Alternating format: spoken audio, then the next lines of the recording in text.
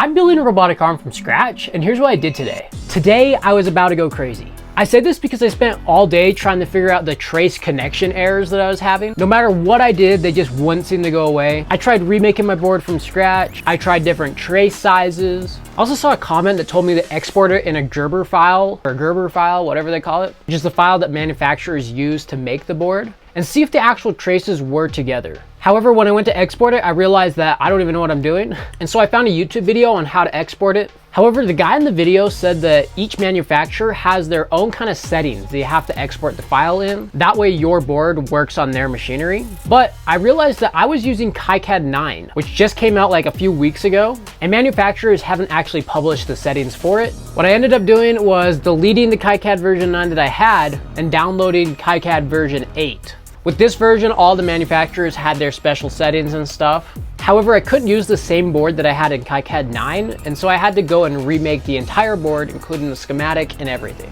This kind of sucked, but I was able to whip it out pretty quickly, and I actually think I made it a little bit better than my last board. I followed this guy's tutorial. It was like a 9-episode tutorial, and he showed me how to make a better board. It's better looking. I think it follows the rules a little bit better, but yeah.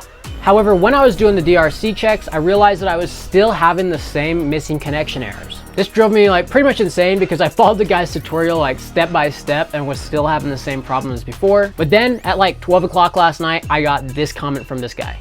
He wanted to see my schematic and see if I had maybe some errors or missing connection points in it. So this morning I sent him a picture of my schematic and he almost immediately found the problem. You see, on my schematic, I have these header pins for these drivers. Now I have 2 of these drivers set up, so I have basically the same setup mimicked. And each driver has the same name label for each pin, which was apparently causing KiCad to think that they both had to be connected together. That's why it was throwing the trace connection errors. So he said I just got to change up the name a little bit and it should work. And sure enough, it did. Super simple fix, but dude, without him, I probably would have never figured it out. So a big thank you to him for helping me out with that. So yeah, we just got to now export this thing and send it off to JLC or PCBWay. But anyways, that's all I did today. I'll see you guys tomorrow.